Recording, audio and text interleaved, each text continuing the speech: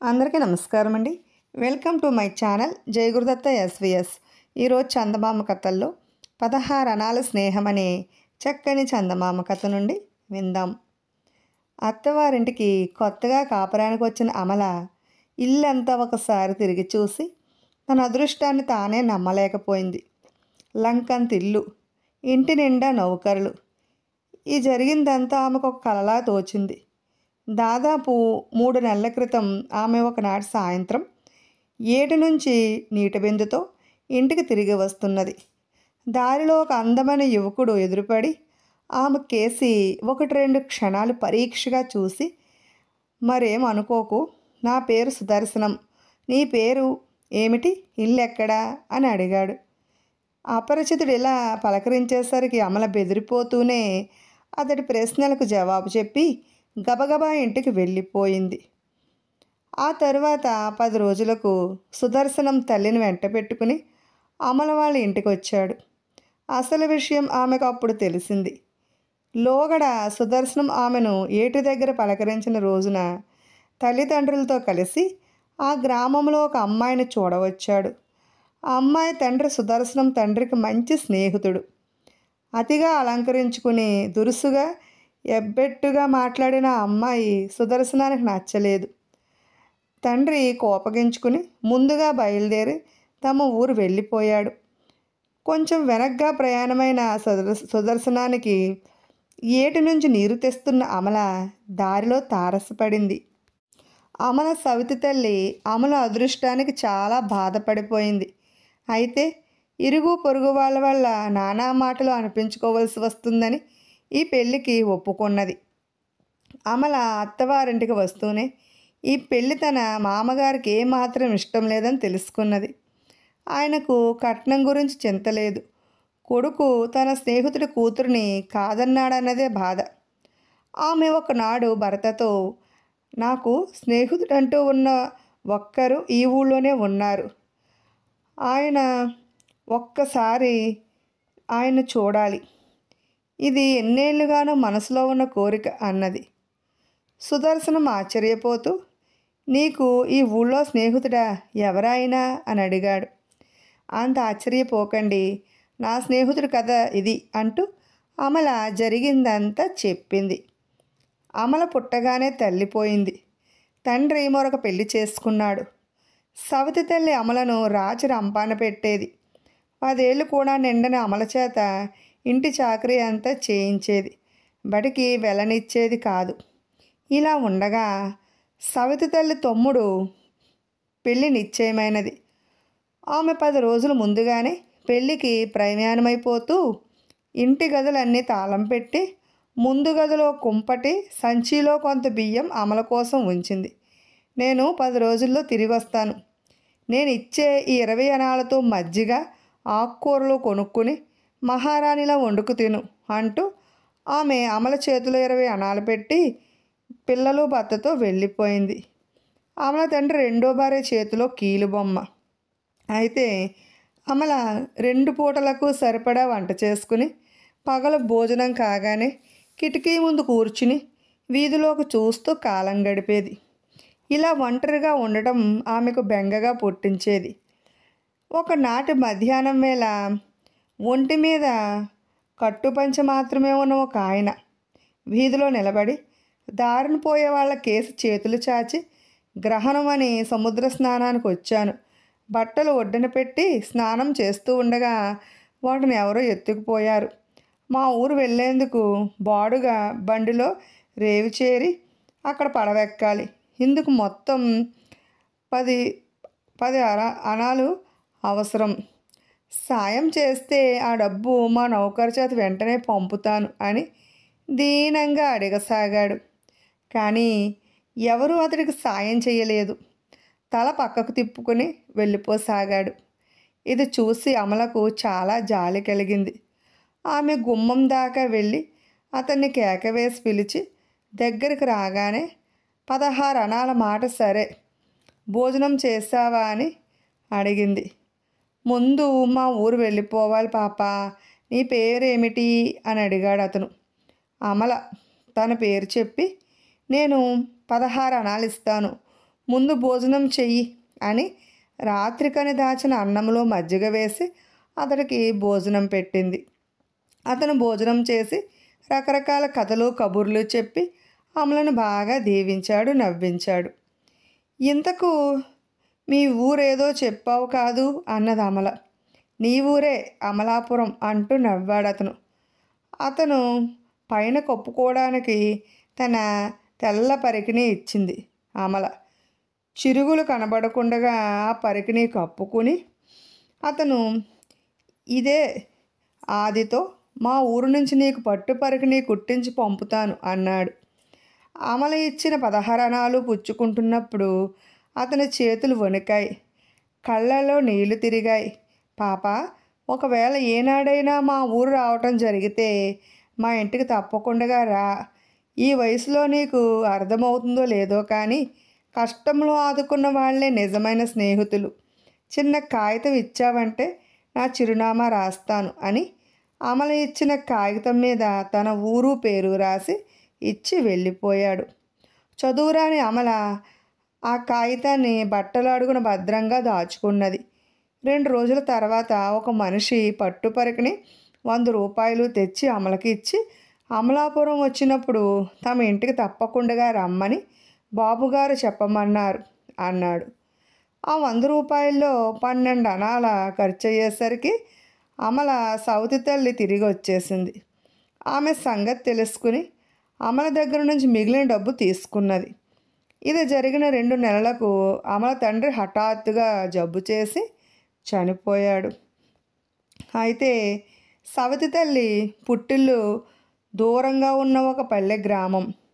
వేరే దిక్కులేని అమల సవతి తల్లి వెంట ఆ గ్రామం వెళ్ళిపోయింది.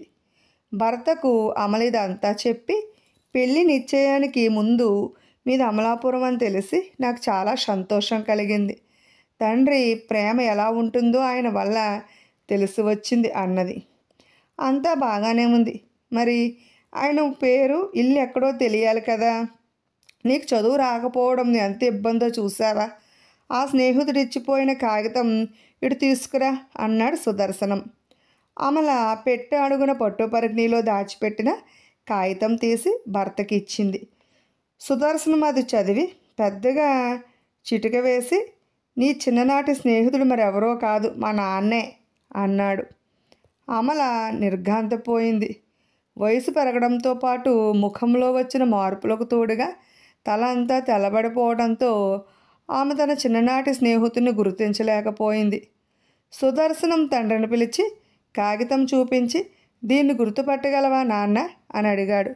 సుదర్శనం తండ్రి ఆ కాగితాన్ని అమలను 1-2 సార్లు తేరిపారా చూసి, నువ్వు ఆనాడు కష్ట సమయంలో నన్ను ఆదుకున్న అమలవేనన్నమాట అంటూ సంతోషం కొద్దీ కన్నీళ్లలో ఉబ్బికే నీరును పైపంచుతో అద్దుకున్నాడు. మీ స్నేహబంధం మహాగట్టిది నాన్న. 12 ఏళ్ల తర్వాత మిమ్మల్ని మళ్ళీ కలిపింది అన్నాడు సుదర్శనం. అవును మరి, మాది అసలైన 16 అణాల స్నేహం అన్నాడు సుదర్శనం తండ్రి నవ్వుతూను. ఇప్పుడు కాలక్షేపం విద్యలు అనే మరో చక్కని చందమామ కథను విందాం. పట్టుబదలని విక్రమార్కుడు చెట్టు వద్దకు తిరిగి వెళ్ళి చెట్టుపైనుంచి శవాన్ని దించి భుజాన వేసుకుని ఎప్పటిలాగే మౌనంగా శ్మశానం కేసి నడవసాగాడు. అప్పుడు శవంలోని బేతాళుడు, రాజా, ప్రవాహ వేగంలో ఉన్న నదులు పోకడా రాజుల చిత్తవృత్తులు తెలియరానివంటారు. భక్తి గౌరవాలతో కొలుస్తున్న తన మంత్రులకే అర్థం కాని చతురసేనుడనే రాజు కథ చెబుతాను, శ్రమ తెలియకుండా విను అంటూ ఇలా చెప్పసాగాడు. గిరికూట రాజ్యాన్ని పాలించే చతురసేన మహారాజు మంత్రుల్లో లోకనాథుడు ఒకడు. అతడి భార్య వైపు బంధువుల్లో 2 రాజుగారు కొలువులో ఉద్యోగాల కోసం ప్రయత్నిస్తున్నారు. రాజుకు వారి గురించి చెప్పమని లోకనాథుడి భార్య భర్తను వేధించసాగింది. అయితే లోకనాథుడు ప్రయత్నలోపం మాత్రం చెయ్యలేదు. భార్య బంధువుల్లో ఒకడు మంచి కవి, రెండోవాడు సమర్థుడైన జ్యోతిష్కుడు. ఈ 2 దృష్టిలో ఉంచుకుని లోకనాథుడు రాజుకు సూచనప్రాయంగా, ప్రభు, మన కొలువులో ప్రతిభావంతులైన కవులు, జ్యోతిష్కులు ఉండటం బాగుంటుంది అని ఒకటి రెండు సార్లు చెప్పి చూశాడు. కానీ రాజు చతురసేనుడు ప్రస్తుతం మంది చాలా దేశం, దేశంలో ప్రజలందరూ సుఖంగా ఉండే వరకు కళాపోషణ గురించి ఆలోచించదలచలేదు అన్నాడు. లోకనాథుడు తన సమస్య గురించి మరొక మంత్రికి చెప్పుకున్నాడు. రాజుల మనోవృత్తులు చిత్రమైనవి. ఏదైనా మంచి సాయం చెయ్యాలి అనుకుని మంచి సమయం చూసి నీ బంధువుల ప్రతిభను ఆయన ముందు ప్రదర్శించమను. అప్పుడు రాజుగారే వాళ్ళను కొలువులో చేర్చుకుంటారు అన్నాడు మంత్రి. లోకనాథుడికి సలహా నచ్చింది. ఆ రోజు నుంచి మంచి అవకాశం కోసం ఎదురు చూడసాగాడు. ఒక రోజున రాజు లోకనాథుడితో కలిసి మారువేషంలో మరొక నగరం వెళ్ళి అక్కడి పరిస్థితులను రహస్యంగా పరిశీలించాలనుకున్నాడు. ఈ సంగతి ముందుగానే తెలియడం వల్ల లోకనాథుడు తన బంధువులు ఇద్దరిని పిలిచి ఫలానా నగరంలో ఫలానా రోజున రాజును కలిసి విద్యలను ప్రదర్శించమని చెప్పాడు. తీరా ప్రయాణం రోజున రాజు ముందు అనుకున్న నగరానికి కాక మరొక నగరానికి బయలుదేరాడు. లోకనాథుడు కంగారు పడిపోయి, ప్రభు, మనం అనుకున్నది ఈ నగరానికి కాదు కదా అన్నాడు. అందుకు చిత్రసేనుడు నవ్వి, చివరి క్షణం వరకు నా కార్యక్రమం గురించి ఎవరికీ నిజం తెలియకూడదు, ఇది నా పద్ధతి అన్నాడు. లోకనాథుడు రాజుకు తెలియకుండగా ఈ సంగతి ఒక నమ్మకస్తుడి ద్వారా ఇంటికి కబురు చేశాడు. అయితే అప్పటికే అతడి బంధువులు ప్రయాణమైపోయారు. లోకనాథుడు దిగులుగానే రాజుతో ప్రయాణమయ్యాడు. వారు చేరిన నగరంలో ఇద్దరు ఒక పేద బ్రాహ్మణుడి ఇంట విడిది చేశారు. రాజు ఆ బ్రాహ్మణుని అడిగి నగర పరిపాలన గురించి చాలా విశేషాలు తెలుసుకున్నాడు. రోజంతా లోకనాథుడు చిత్రసేనుడు నగరం తిరిగి రాజును గురించి ప్రజలు ఏమనుకుంటున్నారో తెలుసుకునేవారు. అలా 2 రోజులు గడిచాయి. ఒక రోజున ఇద్దరు విడిదికి తిరిగి వచ్చేసరికి బ్రాహ్మణుడు చెయ్యి చూసి ఎవరికో జోష్యం చెబుతున్నాడు. నీకు జ్యోతిష్యం తెలుసునా అని రాజు ఆశ్చర్యంగా బ్రాహ్మణుని అడిగాడు. చెయ్యి చూసి ఎవరికైనా భూత భవిష్యత్ వర్తమానాలు చెప్పగలను అన్నాడు బ్రాహ్మణుడు. అయితే నాకు చెబుతావా అంటూ రాజు చెయ్యి చూపాడు. బ్రాహ్మణుడు రాజు చెయ్యి పరీక్షించి చూసి, నువ్వు భాగ్యవంతుడివి, అయితే నీకు శక్తికి మించిన ఆశలున్నాయి. ఎప్పటికైనా రాజువు కావాలని నీ ఆశ, కానీ ఎప్పటికీ నువ్వు రాజువు కాలేవు. ఉన్నదాంతో తృప్తి పడితే నీ అంత అదృష్టవంతుడు మరొకడు ఉండడు అన్నాడు. రాజు బ్రాహ్మణ్ణి మెచ్చుకుని, ఇంకా ఏమైనా విశేషాలు చెప్పు అన్నాడు. జ్యోతిష్య బ్రాహ్మణుడు చాలా వరకు తప్పులే చెప్పాడు. అయినా రాజు అతన్ని వదలక ఎన్నో ప్రశ్నలు వేసి చాలాసేపు జోస్యం చెప్పించుకున్నాడు. తర్వాత రాజు అతన్ని, నీకు ఈ విద్య ఎలా వచ్చింది అని అడిగాడు. స్వతహాగా నేను కవిని. మా ఇంట్లో పూర్వీకులు వదిలిపోయిన గ్రంథాలు ఎన్నో ఉన్నవి. అవి తిరగేస్తుంటే హస్త సాముద్రికమును అని గ్రంథము నా కంటపడింది. అప్పటి నుంచి జ్యోతిష్యం చెప్పడం ఆరంభించాను అన్నాడు బ్రాహ్మణుడు. నువ్వు కవివి కూడానా? అయితే ఏదైనా కవిత్వం చెప్పు, వింటాను అన్నాడు రాజు. బ్రాహ్మణుడు తను రాసిన పద్యాలు చదివి వినిపించాడు. అందులో ఎన్నో తప్పులున్నవి. సాహిత్యంతో అంతగా పరిచయం లేని లోకనాథుడికే అనిపించింది. అయితే రాజు మాత్రం ఆ కవిత్వాన్ని ఎంతగానో మెచ్చుకున్నాడు. వాళ్ళు నగరంలో మరి 2 రోజులు ఉన్నారు. ఆ 2 రోజులు కూడా చిత్రసేనుడు తీరిక దొరికినప్పుడల్లా బ్రాహ్మణుడి కవిత్వం వింటూ కాలం గడిపేవాడు. తిరుగు ప్రయాణమై వెళ్ళేటప్పుడు ఆయన బ్రాహ్మణుడికి 100 బంగారు కాసులు బహుమానంగా ఇచ్చి, నీ విద్యలో మరింతగా కృషి చేశావంటే ఇంకా గొప్ప కవివి, జ్యోతిష్కుడివి అవుతావు అన్నాడు. ఈలోగా లోకనాథుడి బంధువులకు అతడి భార్య ద్వారా సరైన సమాచారం తెలిసి రాజున్న చోటుకు బయలుదేరారు. వాళ్లకు తిరుగు ప్రయాణమై వస్తున్న లోకనాథుడు రాజు కనిపించారు.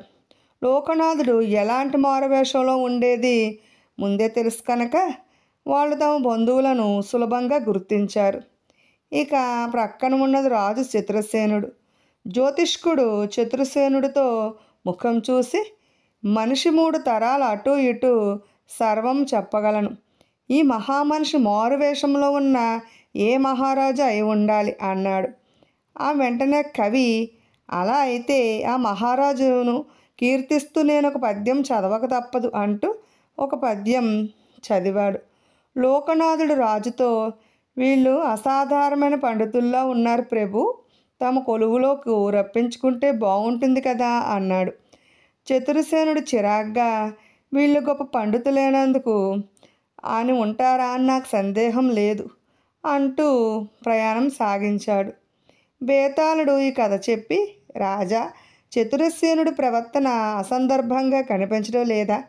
నగరంలో అపండితుడైన బ్రాహ్మణుడి కవిత్వం, జ్యోతిష్యం విని అతడికి బంగారు కాసులు బహుకరించాడు. అటువంటి వాడు నిజమైన పండితుల్లాగా జ్యోతిష్యము కవిత్వము చెప్పిన వారికి కొలువులో ఎందుకు ఉద్యోగాలు ఇవ్వలేదు? వాళ్ళు తన మంత్రి బంధువులని, తన గురించి సర్వము ముందే తెలుసుకుని వచ్చిన వాళ్ళని గ్రహించాడా? ఈ సందేహానికి సమాధానం తెలిసి కూడా చెప్పకపోయావో నీ తల పగిలిపోతుంది అన్నాడు. దానికి విక్రమార్కుడు, రాజుకు ఆ వచ్చిన వాళ్ళ మంత్రి బంధువులని తెలిసే అవకాశం ఏమాత్రం లేదు. మంత్రితో అన్న మాటను బట్టి వాళ్ళు నిజమైన పండితులన్న భావం కూడా ఆయనకు కలిగింది. అయితే కళాపోషణ గురించి తనకున్న అభిప్రాయం లోగడే ఒకసారి మంత్రికి చెప్పాడు.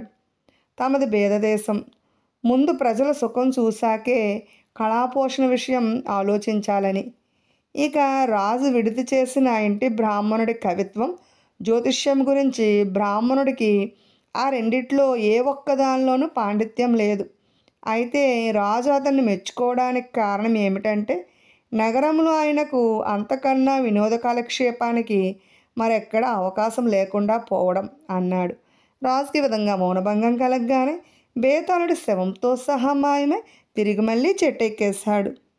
ఇప్పుడు ఎన్ని గుండెలు అనే మరో చక్కని చందమామ కథను విందాం. ఒక గ్రామంలో నారయ్య, సిద్ధయ్య అనే 2 పేద రైతులు ఉండేవారు. సంతకు పోతూ ఉండగా నారయ్య అతన్ని ఏం కొనబోతున్నావని అడిగాడు. అయితే ఒకనాడు సిద్ధయ్య సంతకు పోతున్నాడు. నారయ్య అతన్ని ఏం కొనబోతున్నావు అని అడిగాడు. ఆవును కొనేందుకు పోతున్నట్టు చెప్పాడు సిద్ధయ్య. అయితే మన ఇద్దరికీ శ్రమ తప్పింది. నేను మా ఆవును అమ్మేందుకు సంతకు తోలుకుపోతున్నాను, వచ్చి చూడు అన్నాడు నారయ్య. సిద్ధయ్య పోయి ఆవును చూసి బేరమాడి 300 చెల్లించి ఇంటికి తోలుకుపోయాడు. ఆవు ఆ రాత్రి ఏదో జబ్బుతో బాధపడి తెల్లవారేసరికి చచ్చిపోయింది. సిద్ధయ్య సంగతి చెప్పి నారయ్యను తన డబ్బు వాపసు ఇవ్వమని అడిగాడు. నారయ్య అందుకు ఒప్పుకోలేదు. సిద్ధయ్య అతన్ని వెంట పెట్టుకుని గ్రామాధికారి దగ్గరికి పోయాడు. నారయ్య, ఆవు అంత హఠాత్తుగా చనిపోయిందంటే దానికి లోగడనే నయం కాని వ్యాధి ఉండి ఉంటుంది. నువ్వు సాటివాణ్ణి ఇలా మోసగించడం క్షమించరానిది. ఆ 300 సిద్ధయ్యకి ఇచ్చేయి అని గ్రామాధికారి అన్నాడు. నారయ్య ఇందుకు అంగీకరించలేదు. గ్రామాధికారి ఒక్క క్షణం ఆలోచించి, నారయ్య, ఒకవేళ నేనే ఆవును కొని ఇలా నష్టపోయి ఉంటే ఏం చేసేవాడివి అని అడిగాడు. గ్రామాధికారులైన తమరు అసలు ఆ ఆవును అమ్మటానికి నాకు ఎన్ని గుండెలు అన్నాడు నారయ్య. మోసం బయటపడింది. సిద్ధయ్యకు 300తో పాటు జరిమానా కింద నారయ్య చేత మరొక 100 రూపాయలు అదనంగా ఇప్పించాడు గ్రామాధికారి. ఇప్పుడు పెద్దవాళ్లతో పని అనే మరో చక్కని చందమామ కథను విందాం. చంద్రయ్యకు 25 ఏళ్ల వయసులో తండ్రి చనిపోయాడు. ఆయన కొడుకుకు వదిలిపోయిన ఆస్తి 2 ఎకరాల పొలం, ఇల్లు, 30,000 రూపాయలు నగదు. ఇంత డబ్బు దగ్గర ఉంచుకుంటే అనవసరంగా ఖర్చు అయిపోతుందని ఆలోచించి దాన్ని వడ్డీ వ్యాపారంలో పెట్టాలనుకున్నాడు చంద్రయ్య. ఈ సంగతి అతడు మిత్రులతో చెప్పగానే ఊళ్ళో పేరు మోసిన గంగయ్య అనే వైద్యుడు కబురు పెట్టి, చంద్రయ్య, ఈ పాత ఇల్లు వచ్చేపోయే రోగులకు సరిపోవడం లేదు, కొత్తగా వైద్యశాల కడదామనుకుంటున్నాను. నాకు 10,000 రూపాయలు అప్పుగా ఇచ్చావంటే నెల నెలా వడ్డీ ఇచ్చుకుంటాను. సొమ్ము జతపడగానే మొత్తం బాకీ తీర్చేస్తాను అన్నాడు. వైద్యుడిగా గంగయ్యకు మంచి రాబడి ఉన్నది కనుక తన డబ్బుకు మంచి భద్రత ఉంటుందనుకుని చంద్రయ్య అతడికి 10,000 రూపాయలు ఇచ్చి పత్రం రాయించుకున్నాడు. ఇది జరిగిన 10 రోజుల తర్వాత ఊరు పెద్ద మనుషుల్లో ఒకడు, మంచి వ్యవహర్త అయిన సోమనాథం చంద్రయ్య కోసం మనిషిని పంపి, చంద్రయ్య, నాకున్న పరపతి సంగతి నువ్వు ఎరిగిందే. ఈ మధ్య మా అమ్మాయి పెళ్లి జరిపాక డబ్బుకు కాస్త ఇబ్బందిగా ఉన్నది. ఒక్క 5,000 రూపాయలు అప్పుగా ఇచ్చామంటే ప్రతి నెల వడ్డీ ఇస్తూ అసలు త్వరలోనే సర్దేస్తాను అన్నాడు. చంద్రయ్య అతడికి అడిగిన మొత్తం ఇచ్చి పత్రం రాయించుకున్నాడు. ఆ తర్వాత వారం తిరగకుండగానే మోతుబరి రైతు మారయ్య స్వయంగా చంద్రయ్య ఇంటికి వచ్చి, చంద్రయ్య, ఇంత భూస్వామి అప్పు కోసం రావడం ఏమిటా అని ఆశ్చర్యపడకు. కొత్తగా మరికొంత పొలం కొనబోతున్నాను. 5,000 అంటే 5,000 తగ్గినాయి. ఆ మొత్తం సర్దుబాటు చేశామంటే నెల నెల వడ్డీ పంపుతూ తీసుకున్న డబ్బు పువ్వుల్లో పెట్టి స్వయంగా తెచ్చిస్తాను అన్నాడు. చంద్రయ్య అతడికి డబ్బు ఇచ్చి పత్రం రాయించుకున్నాడు. 6 నెలలు గడిచినాయి. వైద్యుడు, ఊరి పెద్ద, మూతబరి రైతు నెల నెల వడ్డీ ఇస్తుంటే చంద్రయ్య తనకు వడ్డీ వ్యాపారం చెయ్యాలనే ఆలోచన రావడం గొప్ప అదృష్టంగా భావించాడు. మరొక 6 నెలలు జరిగేసరికి బాకీదారులు 3 నెల నెలా వడ్డీ కట్టకపోగా 2-3 నెలలకు ఒకసారి 1 నెల వడ్డీ మాత్రం పంపడం ప్రారంభించారు. ఇప్పుడు చంద్రయ్య దగ్గర తండ్రి ఇచ్చిపోయిన డబ్బులో 10,000 మిగిలి ఉన్నది. ఆ సరికి వడ్డీ వ్యాపారంలో ఉన్న చిక్కులు గ్రహించి అతడు అందులో 5,000 పెట్టి 2 ఎకరాల మెట్ట భూమి కొన్నాడు. దాని వ్యవసాయ పనులకు 3,000 పెట్టుబడి పెట్టవలసి వచ్చింది. ఇచ్చిన అప్పుల వడ్డీ డబ్బు సరిగా సరిపోవడంతో అతడు ఇంటి ఖర్చులకు గాని మిగిలిన 2,000తో 1,000 రూపాయలు ఖర్చు చేయవలసిన పని వచ్చింది. ఇక తనదంటూ రొక్కంగా మిగిలింది 1,000 రూపాయలు. ఈ పరిస్థితి చూసి చంద్రయ్య బెంగపడిపోయి అప్పు తీసుకున్న వాళ్ళను కలుసుకుని, నెల నెల వడ్డీ డబ్బు ఇవ్వకపోతే మానే అప్పుగా తీసుకున్న మొత్తమైనా ఇవ్వమని ప్రాధేయపడ్డాడు. ఎలాగూ ఇంట్లో ఉన్న బంగారం అమ్మేయాలనుకుంటున్నాను. నీ బాకీ త్వరలోనే తీర్చేస్తాను అన్నాడు వైద్యుడు గంగయ్య. రామాపురంలో మా తాతల నాటి ఇల్లు బేరం పెట్టాను. అది అమ్ముడవగానే నీ డబ్బు పూర్తిగా ఇచ్చేస్తాను అన్నాడు ఊరి పెద్ద సోమనాథం. దూరంగా ఉన్న కోడూరు పొలం అమ్మబోతున్నాను. వడ్డీతో సహా నీ బాకీ చెల్లి వేస్తాను అన్నాడు మోతుబరి రైతు మారయ్య. నెల రోజులు గడిచినా ఆ 3 నుంచి వడ్డీ డబ్బు కూడా రాకపోవడంతో చంద్రయ్య సంగతి ఊళ్ళో నలుగురికి చెప్పి సాయపడమన్నాడు. వాళ్ళల్లో కొందరికి వైద్యుడితో మొహమాటాలున్నవి. మరికొందరికి ఊరు పెద్దతో ఇంకా తెగని లావాదేవీలు ఉన్నవి. అయితే మిగిలిన వాళ్లకు మోతుబరి రైతు అంటే తగని భయం. వాళ్ళు చంద్రయ్యతో, పెద్దవాళ్ళతోటి వ్యవహారాలు ఇలాగే ఉంటాయి, ఏం చేయగలం అన్నారు. ఇది జరిగిన వారం రోజుల తర్వాత ఒకనాటి ఉదయం చంద్రయ్య భార్య ముసలితల్లి గడపలో కూర్చుని దుఃఖం పడుతూ ఉండటం చూసి చాలామంది పోగయ్యారు. వాళ్ళల్లో ఒకడు చంద్రయ్య భార్య చేతిలో ఉన్న కాగితం తీసుకుని చదివి చూశాడు. అందులో ఇలా ఉన్నది: నేను ఫలానే వారికి వడ్డీ కోసం ఆశించి పెద్ద మొత్తాలు అప్పుగా ఇచ్చాను. వడ్డీ మాట దేవురెరుగు, అసలు కూడా వాళ్ళు ఇచ్చేలా లేరు. నా దగ్గర ఉన్న కొద్ది పెట్టుబడితో సొంత వ్యవసాయం పనులు సాగక మనసు చికాకై సన్యాసుల్లో కలిసిపోతున్నాను. చంద్రయ్య భార్యాబిడ్డల్ని విడిచి సన్యాసుల్లో కలిసిపోవడానికి కారణం అక్కడ గుమిగూడిన నలుగురికి తెలియగానే వాళ్ళు వైద్యుని, ఊరు పెద్దను, మూతబరి రైతును నానా తిట్టసాగారు. క్షణాల మీద ఈ సంగతి వాళ్ళ 3కి తెలిసిపోయింది.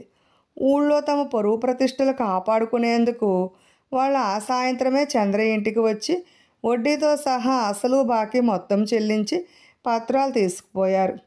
మరొక వారం గడవకుండానే చంద్రయ్య చిన్న గెడ్డంతో మాసిన బట్టలతో ఇంటికి తిరిగి వచ్చి తాను సన్యాసుల్లో కలిసినందుకు కోప్పడే ఊరి వాళ్ళతో, మరేం చేసేది, నేను సన్యాసుల్లో కలిశాక కానీ దేవుడు మన ఊరు పెద్దలకు తీసుకున్న బాకీ చెల్లించాలన్న మంచి బుద్ధి కలిగించలేకపోయే, ఏమైతేనేం నేను తిరిగి సంసారనయ్యాను అంటూ చిన్నగా నవ్వాడు.